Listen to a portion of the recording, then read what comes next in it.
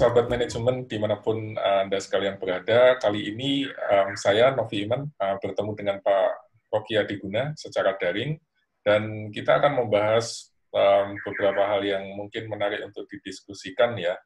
Kebetulan saya baru mendapatkan informasi nih, Pak Rocky baru saja menerbitkan book chapter-nya tentang etnografi, kualitatif metodologi, dan family business research. Paper ini ditulis bersama dengan Dennis Fletcher dan dipublikasikan pada tahun 2020, baru beberapa waktu yang lalu ya, Pak Rocky. Betul. Oke, mungkin langsung saja bisa diceritakan secara singkat sebetulnya paper ini tentang apa begitu? Ya, makasih Pak Novi. Ini paper memang baru terbit ya tahun ini dan bulan Maret kemarin. Ini sebetulnya book chapter gitu. Jadi kita nulis ini. Jadi waktu itu saya dan Dennis Fletcher adalah ex supervisor saya ketika S3. Dan waktu itu saya diajak oleh beliau untuk nulis tentang etnografi karena memang saya punya interest di sana dan beliau juga punya interest di etnografi gitu kan. Saya juga gunakan etnografi untuk S3 saya, jadi diajak ikut aja momentum itu. Dan ini sebetulnya chapter yang membahas bagaimana kekuatan etnografi untuk riset family business gitu. Karena di bidang family business ada ini bagian dari kualitatif method gitu ya, metode kualitatif. Ada banyak pilihan untuk melakukan metode kualitatif itu gitu kan. Ada wawancara, observasi, dan analisis arkival dan seterusnya. Salah satunya etnografi ini gitu. Nah ini argumen dasarnya sebetulnya adalah banyak di literatur itu merekomendasikan menggunakan etnografi, tapi pada saat yang sama studi etnografi itu sangat sedikit gitu ya. Nah ini maka kenapa di judulnya itu kita nyebutnya etnografi a much advocated but underused qualitative methodology gitu. Jadi banyak diadvokasikan, banyak didorong-dorong, banyak direkomendasikan, tapi tetap underused gitu, nggak banyak yang pakai di family business research gitu kan. Nah ini kami memulai ini dari observasi kami di literatur gitu ya, bahwa ini tidak banyak yang pakai, tapi punya kekuatan yang besar gitu sebetulnya.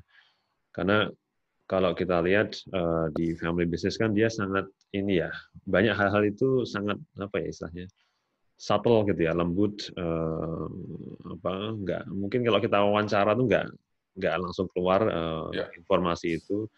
Jadi dengan adanya etnografi, yang ini sebetulnya juga gabungan dari banyak metodologi ya di dalam ini bisa menguak hal-hal yang tak tampak itu gitu. Lebih sana sebetulnya. Memang secara umum etnografi itu kurang populer ya untuk studi bisnis dan manajemen ya. Ada beberapa anggapan mungkin butuh waktu yang lama atau biayanya mahal atau membutuhkan akses yang panjang dan seterusnya.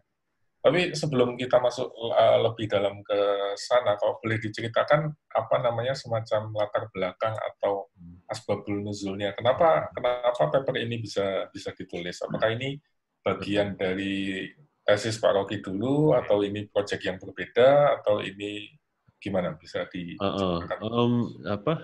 Awalnya, jadi ini ide penulisan ini muncul ketika akhir-akhir saya S3 waktu itu. Sebenarnya sudah hampir selesai nulis S3, terus hampir selesai kan. Waktu itu dari supervisor saya kemudian kontak saya, dia bilang ini nih saya diajakin sama si Demasis sama Nadine Kamerlander yang jadi editornya itu ya, si Alfredo Demasis sama Nadine Kamerlander untuk nulis tentang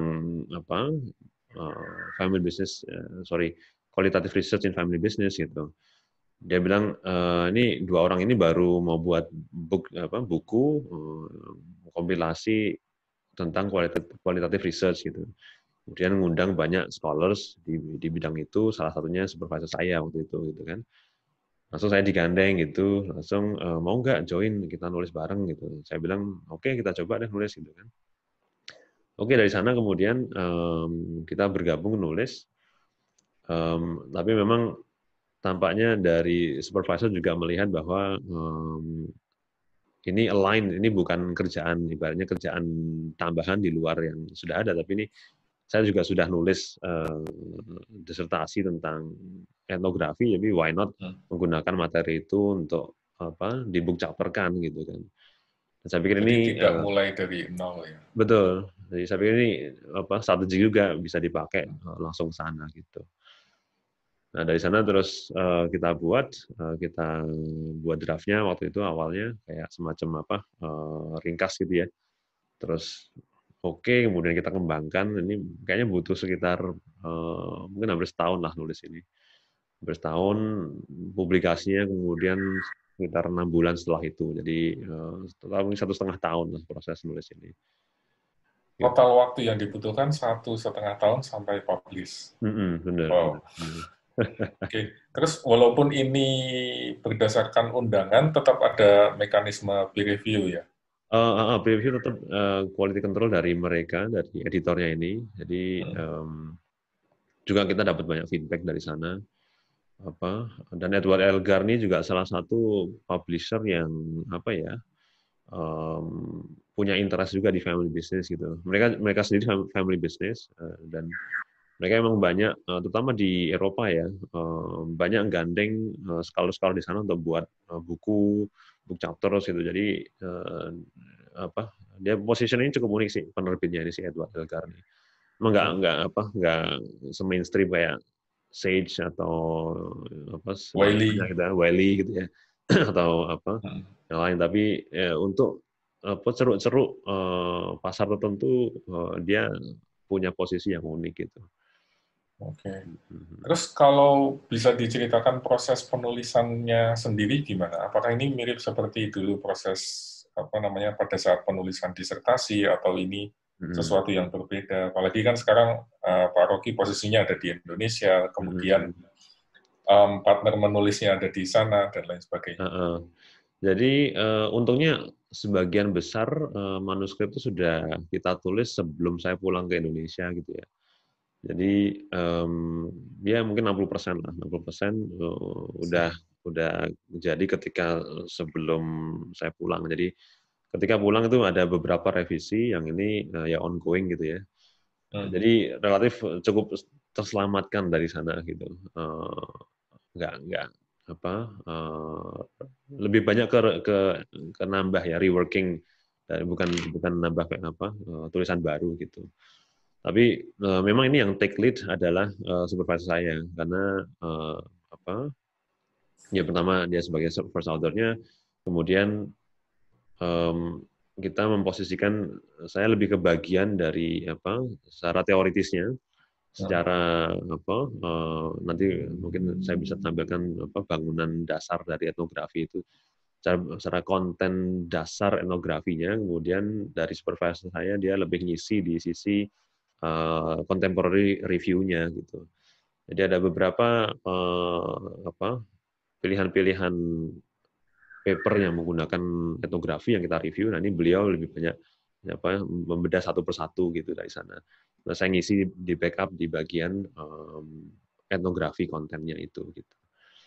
Oke. Gitu. Terus adakah perbedaan antara menulis book chapter dengan menulis artikel untuk jurnal atau untuk conference misalnya? Kalau dalam proses penulisannya adakah sesuatu yang berbeda atau ini sebetulnya ya sama saja gitu?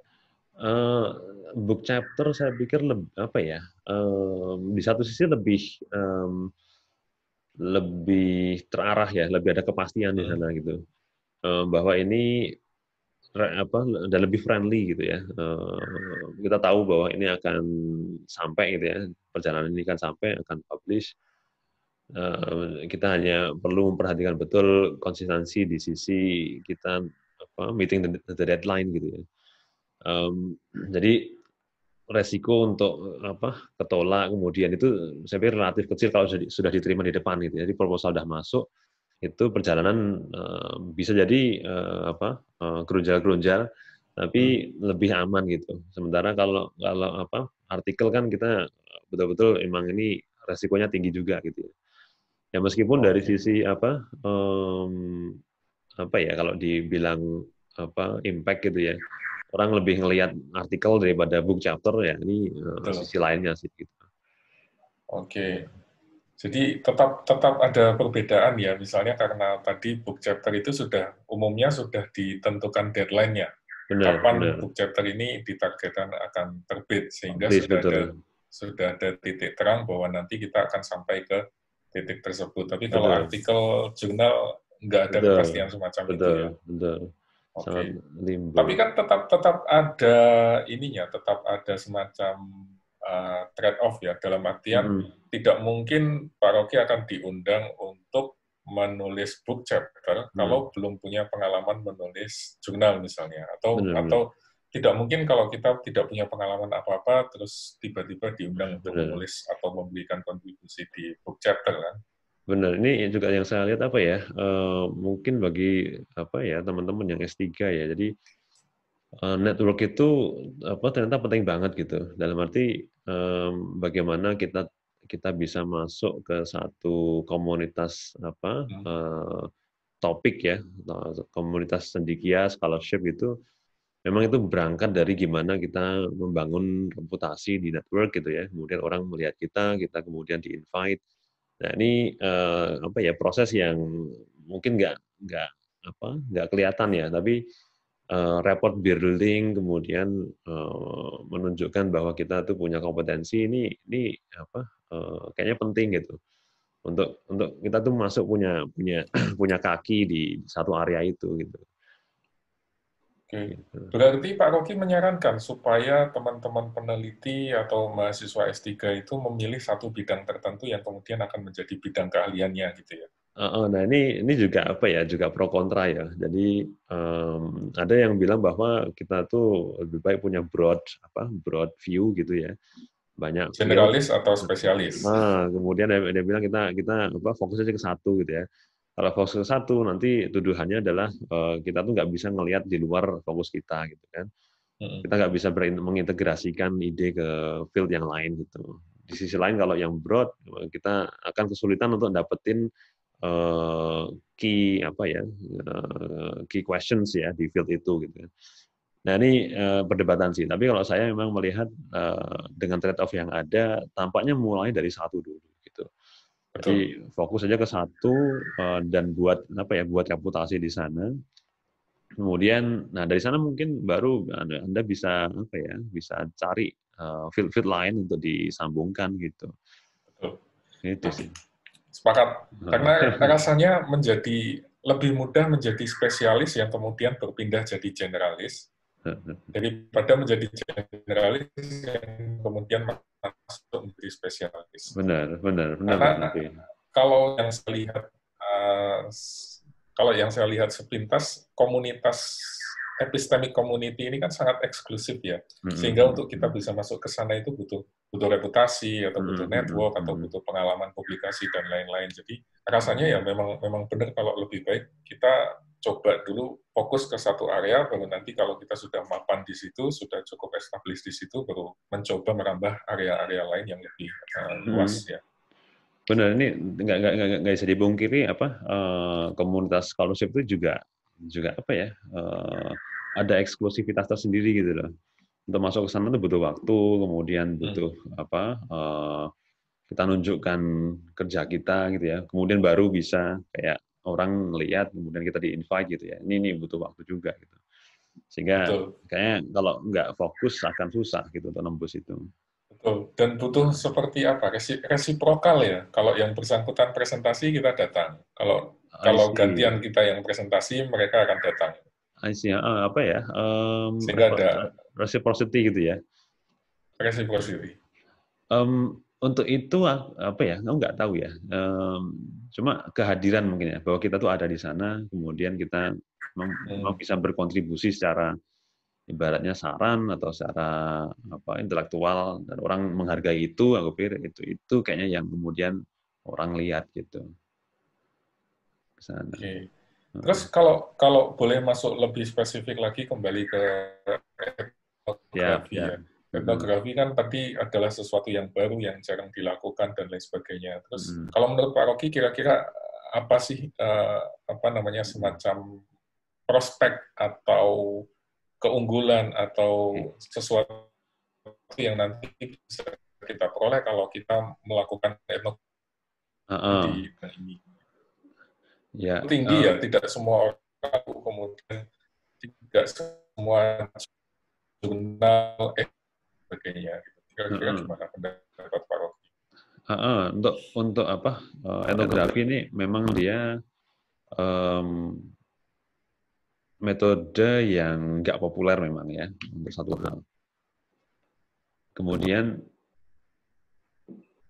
kita ini apa? Secara kalau kita bicara apa dunia scholarship, kita bicara di ranah fast publishing gitu kan, bahwa pengennya kita bikin paper tuh cepat, kemudian publish cepat gitu ya.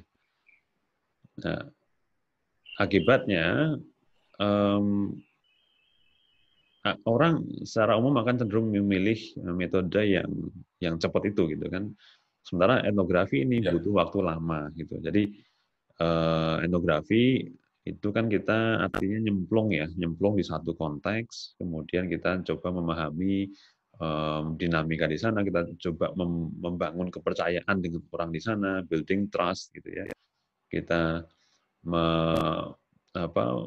bernegosiasi masalah akses gitu. Mungkin kita pelan-pelan sekali baru bisa dapat akses yang lebih dalam gitu kan. Nah ini proses ini butuh waktu gitu, mungkin 6 bulan gitu ya, baru bisa dapat feel-nya gitu. Sementara itu baru akses tuh ya, nanti belum kemudian untuk analisisnya gitu kan. Jadi data-data ya, kita pakai bahasanya empirical material ya, jadi materi yang kita dapatkan pun itu juga perlu diolah gitu kan. Nah ini menganalisis data kualitatif juga butuh waktu gitu ya. Dan akhirnya ketika ini semua tersambung ya, mulai dari akses, ngolah sampai nulis, nah, dampaknya lama gitu kan. Nah, kalau lama publikasinya juga lama, belum tentu kemudian terpublish juga gitu. Dan akhirnya karena ini resikonya besar, waktunya lama, memang ini menjelaskan kenapa sedikit paper itu yang kemudian menggunakan etnografi gitu. Nah, kalau saya cenderung kembali ke calling pribadi sih, bahwa kalau misalnya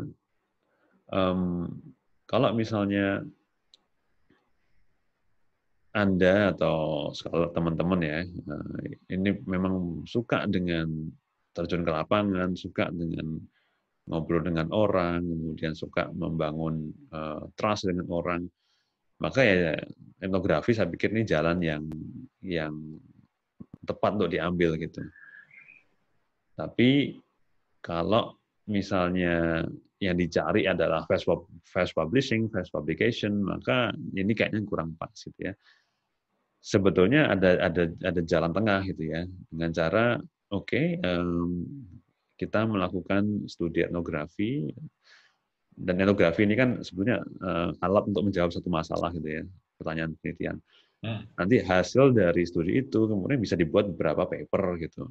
Nah ini bisa juga, jadi lama nggak masalah, tapi dari sana kemudian keluarnya itu banyak gitu ya. Gitu. Bukan one method untuk one paper gitu, tapi satu konteks bisa ditembak di berbagai angle gitu. Nah ini bisa juga. Jadi memang ini tantangannya adalah waktu, tapi di sisi lain sebagai peneliti saya cenderung saya kebetulan saya juga punya passion di dunia seni, dunia fotografi, dunia videografi, dan dengan metode etnografi ini memungkinkan untuk saya menggunakan alat-alat itu gitu, dan saya cenderung lebih senang gitu ya. Nah, kalau emang ini pas dengan karakteristik peneliti, saya pikir ya it's way to go gitu. Jadi saya juga nggak merekomendasikan semua studi harus etnografi ya. Tapi untuk sebagian masalah tampaknya etnografi ini jangan dipandang sebelah mata juga gitu. Oh, ini juga punya power, punya kekuatan untuk membuka hal-hal yang susah didapatkan melalui misalnya interview gitu. Nah, kebanyakan sangat banyak penelitian kualitatif itu disamakan dengan interview gitu ya. Tapi interview itu juga nggak cukup itu sebetulnya. Nah, ini Tidak cukup. yang bisa mengisi kekosongan itu. Gitu. Oke. Berarti bisa dibilang bahwa etnografi ini seperti high risk, high return ya? High Karena risk, risikonya ya. sangat tinggi. Tapi kalau misalkan terbukti menghasilkan sesuatu yang besar, sesuatu yang fenomenal, kan bisa menunjukkan bahwa kita punya nama di situ atau kita punya stand di situ. Gitu ya. Ya, aku pikir ini menunjukkan apa ya, komitmen juga ya, bahwa kebetulan saya juga orangnya apa ya, saya baru ngerasa yakin kalau saya bisa ketemu dengan lapangan gitu ya, ngomong dengan orang itu baru saya bisa mantap gitu. Saya juga bukan orang yang ngefans dengan hitung-hitungan gitu ya, sisi lain.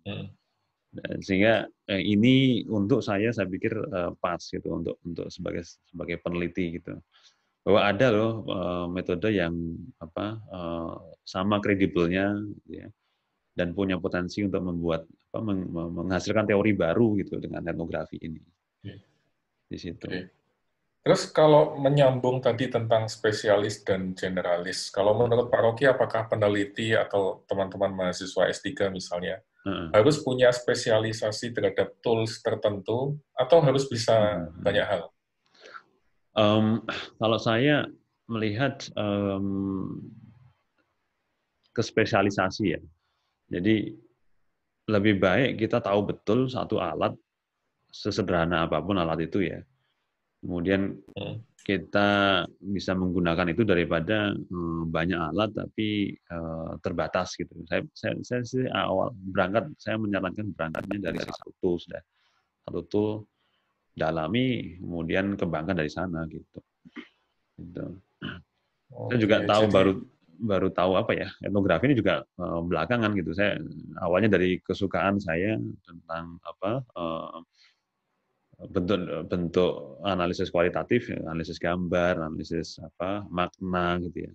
Oh, baru tahu ternyata ini bisa dirangkai dengan etnografi ternyata gitu. Oke, jadi penting bagi peneliti untuk punya satu spesialisasi terhadap metodologi atau pendekatan tertentu ya. Benar. Dan is okay kalau misalkan seseorang itu hanya ahli di kuantitatif saja misalnya atau hanya ahli di kualitatif saja ya. Benar. Tidak ada masalah dengan itu ya. Iya, yang ini apa ya? Katanya juga yang penting adalah jangan kemudian kita menegasikan yang lain. Kadang kita sangat fanatik dengan satu alat itu, kemudian kayak memandang yang lain itu nggak valid gitu ya, nggak sah sebagai pengetahuan gitu. Ini juga saya pikir berbahaya itu gitu. Jadi di atas metodologi kita punya interest bersama untuk membangun pengetahuan gitu kan. Nah, ini cara argumentasi aja yang berbeda gitu. Tapi masing-masing punya kekuatannya, betul, kekuatannya sendiri gitu. Oke. Satu lagi mungkin Pak Rocky, kalau melihat proses penulisan book chapter ini, persiapannya dan lain sebagainya sampai publish, sampai menjadi sebuah karya yang dipublikasikan, kira-kira apa sih lesson learn-nya yang bisa dibagi kepada teman-teman yang lain? Oke. Bentar, kalau kita lihat dari proses dari awal ya sampai akhir. Kalau ini saya juga berkaca dari pengalaman saya sendiri. Tampaknya komitmen kita terhadap satu ilmu, satu metode itu akan terlihat kok oleh orang lain gitu ya. Jadi kalau kita punya komitmen yang dalam, kita menggeluti itu, kita mencintai itu betul ya. Kita mau untuk ingin tahu, menulis. Saya pikir pada gilirannya orang akan lihat kok gitu ya. Nah, jadi munculnya book chapter ini ya sebetulnya hanya efek samping aja gitu dari interest itu. Gitu. Saya saya punya ketertarikan gitu kan di dunia fotografi ini, dan tampaknya ini hanya ya ini efek samping gitu karena saya punya komitmen di sana gitu. Jadi kita mesti bayangkan nulis itu mungkin lifelong project gitu. Kita punya komitmen hidup kita ini mau apa sih, mau fokusnya kemana, mau di ibaratnya kita mau mengkomitmenkan diri kita kemana. Nah, dalam perjalanannya itu bisa muncul bertelur banyak tulisan-tulisan gitu kan dalam satu proyek besar itu gitu. Jadi lebih ke sana sih. Lihat ini kita mainnya long term game gitu. Nggak hanya gimana kita publish paper, tapi kita tuh mau menempatkan diri di mana. Baru paper itu yang jadi perintilan-perintilan efek samping dari posisi kita gitu. Oke. Gitu. Jadi membedakan antara means dan Means and ends ya. end, betul. Bahwa ini adalah bagian dari perjalanan panjang untuk Betul, membangun kompetensi, membangun keahlian di bidang tertentu, terus kemudian salah satu spill over-nya adalah book chapter, artikel, dan lain-lain. Exactly. Oke, terima kasih banyak Pak Rocky atas sharing-nya. Mudah-mudahan bisa memberi manfaat buat sahabat manajemen yang lain. Nanti link atau situs untuk mengunduh artikel ini mungkin bisa dibagi di kolom deskripsi di bawah ya. Bisa. Oke. Sampai jumpa lagi di sesi-sesi yang lain. Terima kasih sudah menyimak. Stay safe, stay healthy. Ciao.